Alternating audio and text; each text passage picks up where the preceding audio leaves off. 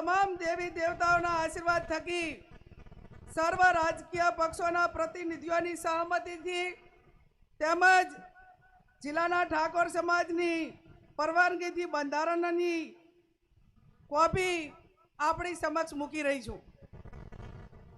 સૌ પ્રથમ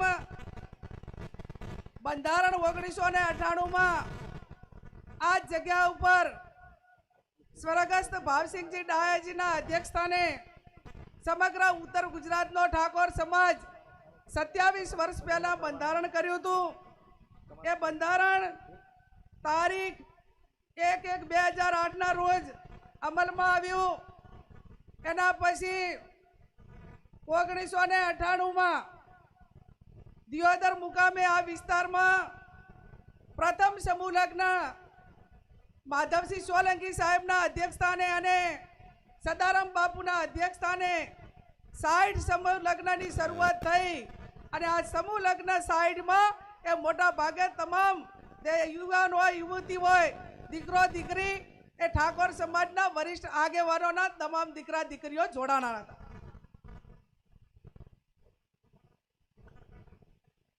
ત્યારબાદ તારીખ 5/10/2008ના રોજ ખોડિયાલ મુકામે વરણા મુકામે માં ખોડિયાલના ધામમાં આ બંધારણ માટે ફરી વખત પ્રયત્નો કરી અને સમાજના તમામ આગેવાનોએ આ વાતને આગળ વધારવા માટેનો પ્રયત્ન કર્યો હતો। એના પછી ક્યાંક ને ક્યાંક બંધારણનો અમલ નહોતો થતો, એટલા માટે કરીને ગઈ તારીખ 26/11/2025 અને લાભ પાંચમના દિવસે દિયોદર મુકામે ઠાકોર સમાજના સર્વપક્ષીય આગેવાનોની હાજરીમાં નવા વર્ષનું સ્નેહ મિલન યોજાયું અને આ સ્નેહ મિલનમાં નવીન બંધારણ માટે કરીને ચર્ચા કરીને આગેવાનો સાથે વિચાર વિમર્શ કરવા માટેની વાત મૂકવામાં આવી।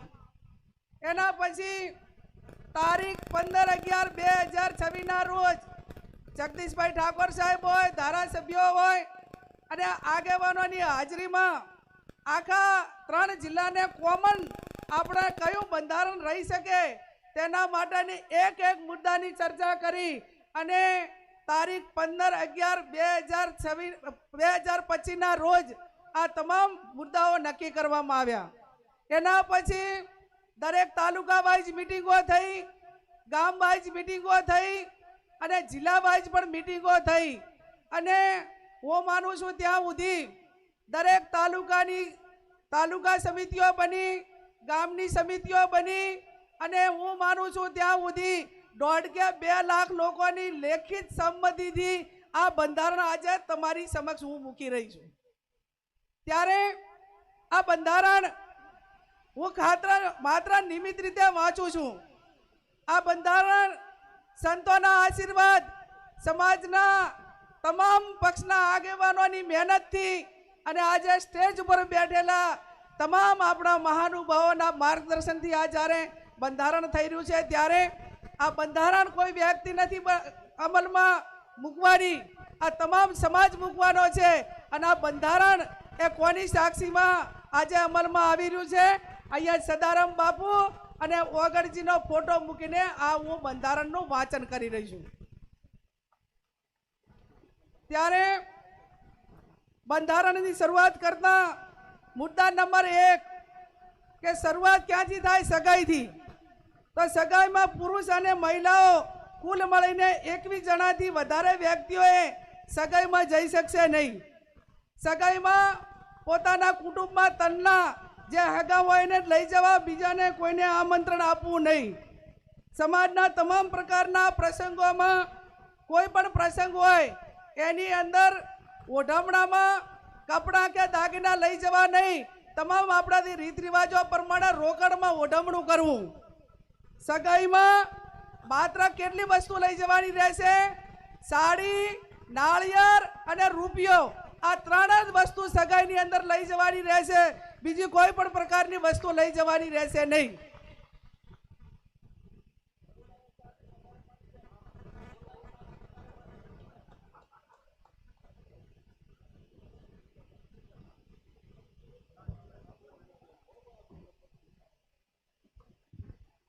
મુદ્દા નંબર 2, લગ્ન તારીખો નક્કી કરવા બાબત ઘણા બધા સમાજો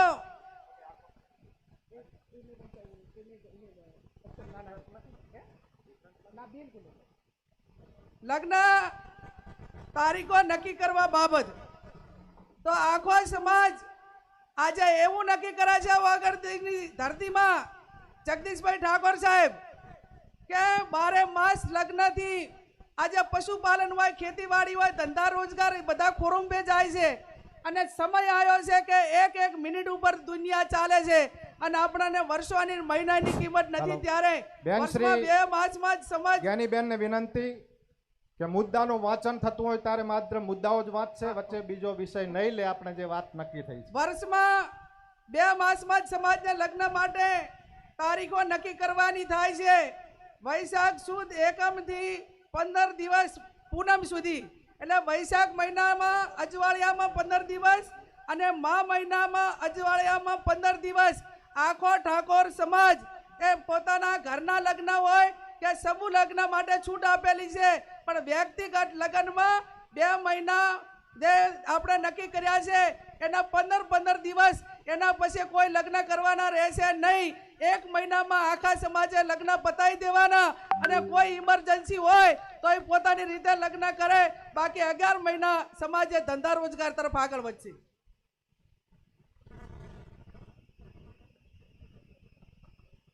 મુદ્દા નંબર 3, સગાઈ કર્યા પછી લગ્ન કરવાના હોય ત્યારે લગ્ન મૂકવાની પ્રથા સદંતર બંધ કરવામાં આવે છે. સામ સામે ચર્ચા કરીને ગણેશ લેવાના રહેશે. લગ્ન પ્રસંગે પત્રિકા છપાવવાની નહીં રહે. સાદું કાર્ડ રાખવું. મોબાઈલ ફોનથી ડિજિટલ આમંત્રણ આપી શકાશે. ધૂળ પ્રસંગે આમંત્રણ કે રાવણું રાખવું નહીં. સામાજિક પ્રસંગે રાજકીય આગેવાનો હાજર ન રહી શકે તો કોઈએ આગ્રહ કરવો નહીં અને કોઈએ નારાજગી વ્યક્ત કરવી નહીં.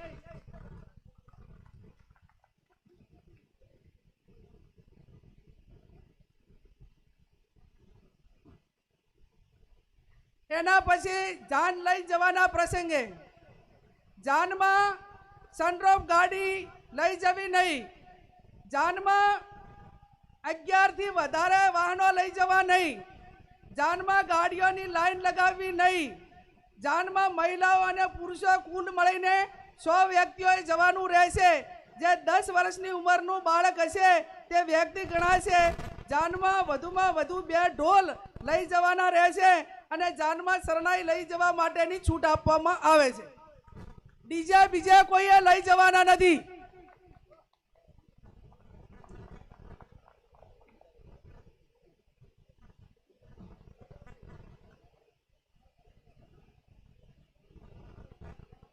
હવે આપણે પડલું, દાગીના, હમાઓ અલગ અલગ પંથકમાં બોલાય છે. વરરાજા સામે ગામ જન લઈ જાય વેવાઈને ત્યાં તો એને કયા દાગીના લઈ જવા? બુટી, મંગલસૂત્ર, પગની ઝાંઝરી અને સાદી બંગડી લઈ જવાની રહેશે. આ સિવાય અન્ય કોઈ દાગીના કોઈ પણ સંજોગોમાં લઈ જવાના રહેશે નહીં.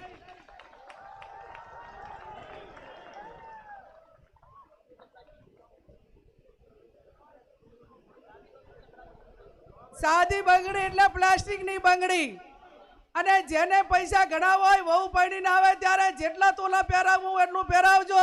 માંડો આપણે ભાઈ ત્યાં સામે ગામ જ્યારે જાન લઈને દઈએ અને પડલાની અંદર આટલી 4 વસ્તુ જ રહેશે. લગ્ન પ્રસંગે હલ્દી રસમ, એન્ટ્રી મારવાની પ્રથા, આ તમામ પ્રકારની રસમો બંધ કરવામાં આવે છે.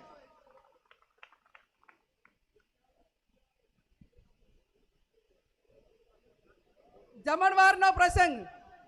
જમણવારમાં એક મીઠાઈ, દાળ ભાત, કઠોળ, લીલી શાકભાજી, રોટલી, રોટલા, પૂરી રાખવાની રહેશે. આનાથી વધારે કોઈ પણ પ્રકારની આઈટમો લગ્ન પ્રસંગમાં બનાવવી નહીં.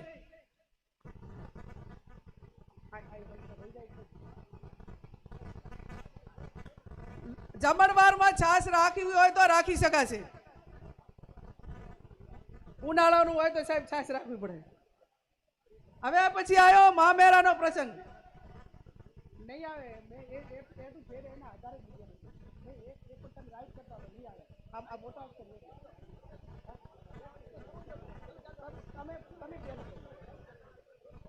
મુદ્દા નંબર 7 મામેરાનો પ્રસંગ. મામેરામાં મહિલા અને પુરુષ સાથે વધુમાં વધુ 100 ની સંખ્યા લઈ જવાની રહેશે. મામેરામાં વધુમાં વધુ તમામ પ્રકારના 11 વાહનો લઈ જવાના રહેશે. મામેરામાં કપડાની ઓઢવણી પ્રથા સદંતર બંધ કરવામાં આવે છે. તેની જગ્યાએ જે માંડવિયા હોય, જે આપણા પ્રસંગો હોય એ ઢાળા પ્રમાણે રોકડમાં ઓઢવણું કરવાનું રહેશે. મામેરામાં ઓછામાં ઓછા એ 11,000 અને વધુમાં વધુ જે ઢાલમાં મેળવાના એ 1,51,000 થી વધારે જાહેરમાં કોઈ રકમ મૂકી શકાશે નહીં. મામેરા પ્રકારમાં તમામ પ્રકારના દાગીના લેવા લઈ જવાની પ્રથા બંધ કરવામાં આવે છે. અને તમામને દાગીના લઈ જવા હોય તો એ આગલે દાડે આપી આવે અથવા તો પછી અઠવાડિયા પછી બાકી ઢાલમાં એ દિવસે આ 1,51,000 થી વધારથી કોઈ પણ પ્રકારની રકમ એ વધારે જાહેર માંડવામાં કે ઢાલમાં મૂકવાની રહેશે નહીં.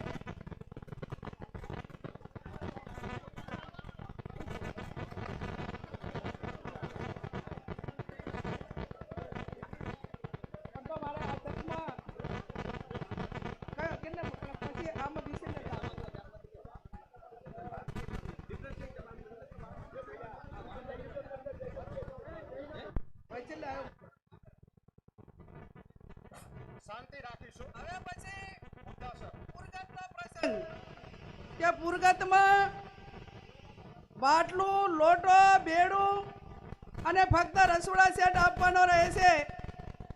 ભેટમાં જે વાહનો આપવામાં આવે છે એ સદંતર બંધ કરવામાં આવે છે.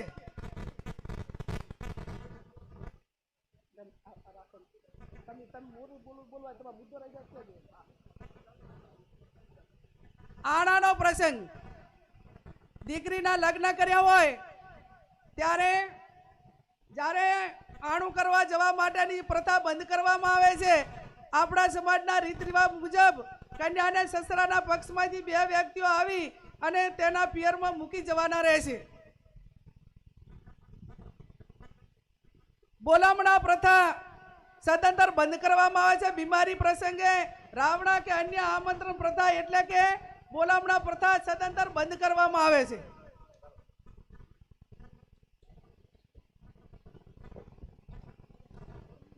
મુદ્દા નંબર 11 ઢૂંઢ જન્મ દિવસ પ્રસંગે ઢૂંઢ પ્રસંગ આમંત્રણ કે રાવણું રાખવું નહીં. જન્મ દિવસની ઉજવણી પ્રસંગે સદંતર બંધ કરવામાં આવે છે. જન્મ દિવસની ખુશી પેટે જે તે વ્યક્તિએ નજીકની આપણા સમાજની લાઇબ્રેરી હોય અથવા શૈક્ષણિક સંસ્થા હોય ત્યાં યથાશક્તિ ફાળો આપી શકશે. મુદ્દા નંબર 12 છૂટાછેડા બાબત.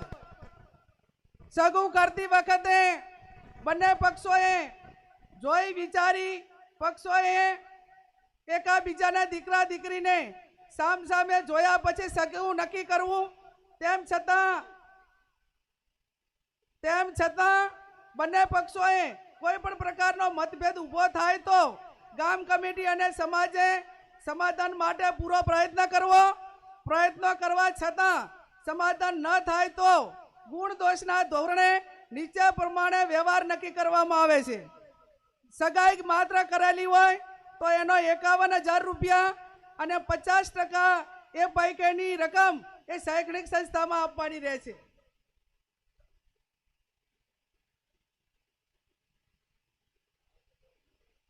છૂટાછેડા બાબત.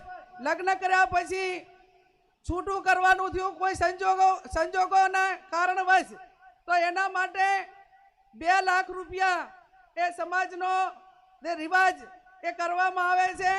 અને ત્રીજું, લગ્ન કર્યા પછી સંતાન હોય તો એના માટે કરીને 3 લાખ રૂપિયા એ આપણે સમાજનો રિવાજ એ નક્કી કરવામાં આવે છે.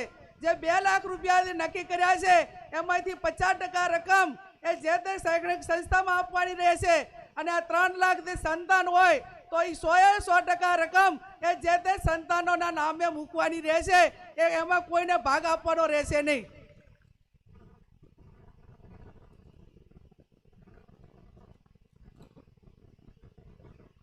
મૈત્રી કરાર, હવે મૈત્રી કરાર હોય કે લવ મેરેજ હોય, આ કાયદાથી બંધાયેલી વસ્તુ છે. પણ મૈત્રી કરાર તેમજ ભાગીને પ્રેમ લગ્ન કરનારને અથવા સમાજે આ બાબતમાં કોઈ બીજા સમાજ કે એવું થયું હોય તો એને જેટલું શક્ય છે એટલું સમાધાન કરવા માટેનો પ્રયત્ન કરવો અને આવી ઘટનાઓ ન પૂરવું. આ સિવાય અન્ય કોઈ વસ્તુ વાપરી શકાશે નહીં. બેસણામાં કોઈ પણ વારને કવાર ન ગણવો અને શક્ય હોય એટલું જે તે વિસ્તારના ઓલા પ્રમાણે કરીને એ ઝડપી પતે એવા પ્રયત્નો કરવા. જે કોઈ કવાર ના હોય, જે દાડે જન્મ આપવા એ ટાઈમે કોઈ વાર નથી હોતો, કોઈ બીજા પેડામાં નથી હોતો, તે એટલે આવા પ્રસંગોમાં કોઈ વારની કે એની રાહ જોવી નહીં. મુદ્દા નંબર 16, ખાસ વિનંતી, દરેક ગામમાં કુટુંબ વાઇઝ આ જે કમિટીઓ જે બનાવવાની છે એની અંદર આ જે આપણું આ બંધારણ છે એ બંધારણ દરેક કુટુંબ વાઇઝ પહોંચે એના માટેના પ્રયત્નો કરવાના. દરેક તાલુકામાં તાલુકા કક્ષાએ બંધારણ અમલમાં માટે આવે તે માટે સંકલન સમિતિ બનાવવાની.